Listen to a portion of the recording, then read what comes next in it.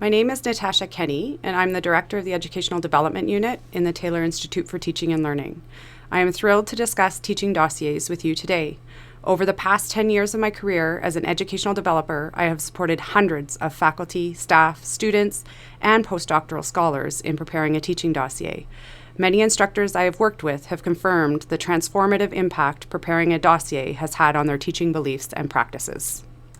During this video, you will learn what a teaching dossier is, what is included in a typical teaching dossier, how we provide evidence of our teaching practice and impact on student learning, why you would create one, and what makes a teaching dossier stand out from the rest.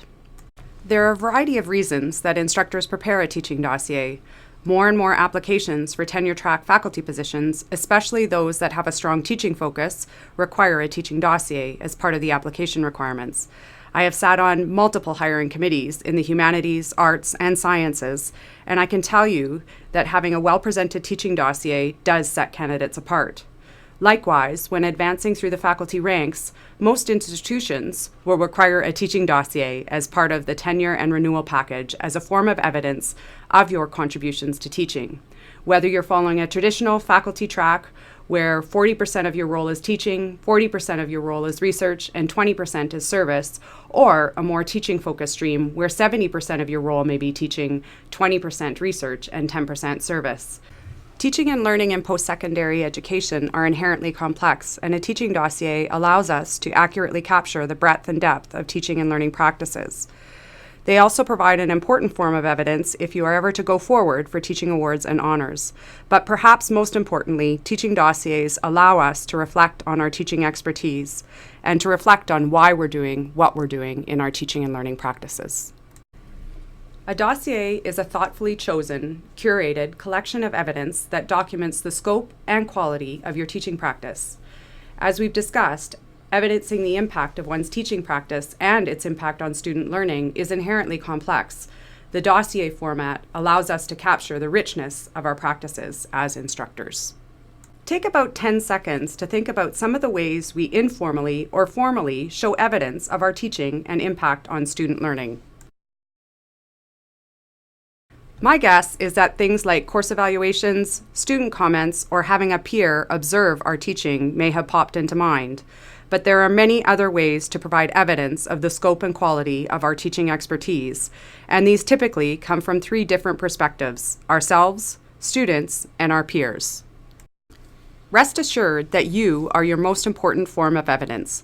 No one knows more about your teaching experiences or materials or can put the evidence you receive or collect into context.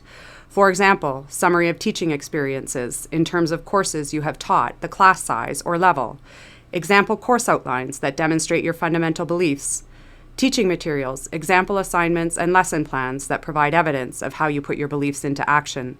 Summary of new course innovations and development that speak to your ability to innovate. Overview of engagement in professional learning activities such as workshops, programs, conferences, courses related to teaching and learning. Engagement in the scholarship of teaching and learning, or critical reflection such as your perceptions of engagement, impact and success, putting information and data in context. Students also provide a critical source of evidence of our teaching effectiveness and impact. Of course, for many courses, formal student evaluations that typically ask students' perceptions of your effectiveness as an instructor, your organization, or the quality of feedback and fairness of assessments, or open-ended student comments about your strengths and areas for improvement may be available at the end of the semester. In addition to formal course evaluations, many instructors collect mid-semester evaluations, such as a start-stop-continue, or they use a 1-minute paper technique after teaching a challenging course concept. These may ask, what was the most important thing you learned? What was the muddiest point? What further questions do you have?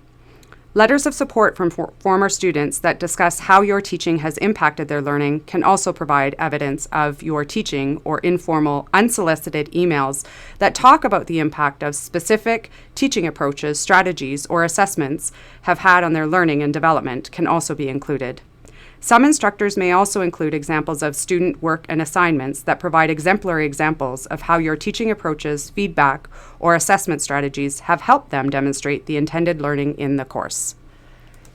Your peers often provide an overlooked but important piece of feedback.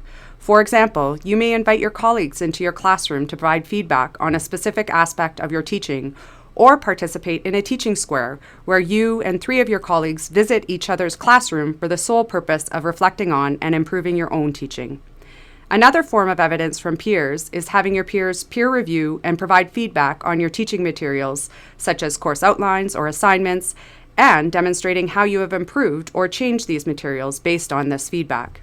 You can also solicit letters from colleagues to discuss how you have impacted their teaching approaches and development, or that have provided more informal feedback about what they have learned from you as an instructor. I keep these emails in a special Happy Day folder in my email for future reference. So what exactly does a dossier look like? I think it's helpful to start with what they are not. The biggest mistake that I have seen people make, whether this is part of job applications or tenure renewal packages, is to include disparate pieces of information such as assignments, course outlines, course slides, randomly in a binder or in a folder, hoping that the reader will be able to make sense of this documentation and determine the scope and quality of an instructor's teaching and learning expertise. The best teaching dossiers are presented as 10 to 20-page narrative reports that carefully contextualize data and information that are presented within. This narrative report forms the body of a dossier where raw data, such as full course evaluation reports or course outlines and example assignments, are presented in an appendix. The best dossiers are grounded in a teaching philosophy statement, which provides a concise summary of your teaching beliefs, why you hold these beliefs, and how you put these beliefs into practice. Dossiers are always written in the first person. There is no one right format. I encourage you to reach out to colleagues and do some internet research to see some examples and think about what most resonates with you. There are 2 other things that are core qualities of the best dossiers. They demonstrate a sense of humility and a learning mindset, recognizing that teaching expertise is developed continuously over time.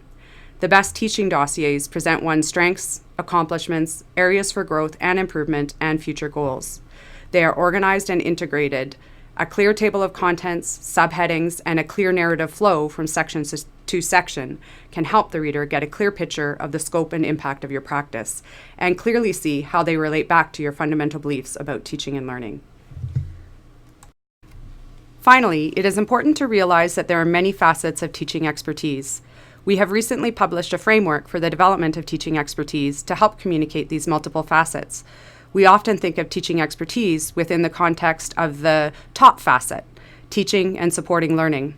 Teaching expertise is also demonstrated through our engagement and commitment to professional learning and development, our ability to mentor others, whether that be students, postdoctoral scholars, or our peers, our ability to apply and engage in inquiry and research related to our teaching, or our educational leadership practices, whether that be engaging or enabling other teaching colleagues, actively participating in or leading committees, action groups, or specific initiatives related to teaching and learning.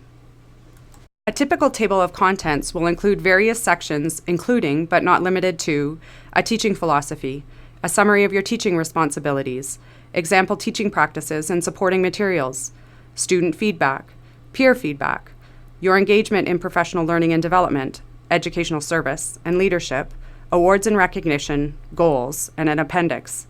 If you're just starting out, don't worry. Most people starting out might start with 2 or 3 sections, such as teaching philosophy, teaching responsibility, teaching practices, and supporting materials and future goals. I encourage you to think about which one of these sections best apply to you and start there. Next to preparing a teaching philosophy, creating a table of contents is always the first step I recommend to those just starting the process. Regardless of where you start, think of listing what you have done in each of these sections, describing what you have done and its impact on others. Remember that you are the only one that can contextualize your practice for others. Finally, reflecting upon what you have done in terms of how it relates back to your beliefs, how it demonstrates your strengths and future areas for growth, what you have learned through these experiences, and your future goals. People often struggle most with critically reflecting on their experiences, but I can tell you that this reflective narrative is what clearly differentiates the best teaching dossiers. What does this look like in practice? In each section, include a final summary paragraph for all information, data, and evidence presented that answers the following questions. What have you learned? How do these connect back to your philosophy and practices? What do they say about your strengths and future areas for growth? How will you continue to grow and develop your educational practice based on these data? What actions will you take to grow and improve? Keep in mind also that the best dossiers are organized to ensure two types of alignment. Horizontal alignment, where clear links are made between your beliefs, teaching strategies, and the evidence presented. Vertical alignment, where evidence and data related to your teaching beliefs and accomplishments are presented from multiple sources of data and points of view, including yourself, students, and your peers. Help us wrap up our conversation. The best dossiers are grounded in a philosophy which provides an overview of your key beliefs related to teaching and learning, and then they present a carefully curated selection of documentation which provides evidence of these beliefs, strengths, and contributions that are integrated throughout the dossier. The dossier should make explicit how this evidence aligns back to their teaching beliefs and philosophy. Strong dossiers will provide evidence from multiple perspectives, whether that be yourself, colleagues, and students, and data sources, in order to clearly demonstrate both the scope and impact of your practice. The absolute best dossiers capture the authentic voice of the nominee and are grounded in a strong reflective narrative that provides the reader with a clear understanding of the author's beliefs, approaches, contributions, expertise, and strengths. This narrative should guide the reader towards an understanding of why the author does what they do to support teaching and learning, the contextual factors that have influenced their teaching approaches and development, and how they will continue to grow and improve into the future. Now that you're an expert, take a moment to reflect upon what types of evidence do you have, and what further evidence will you collect in the future to start or revise your teaching dossier.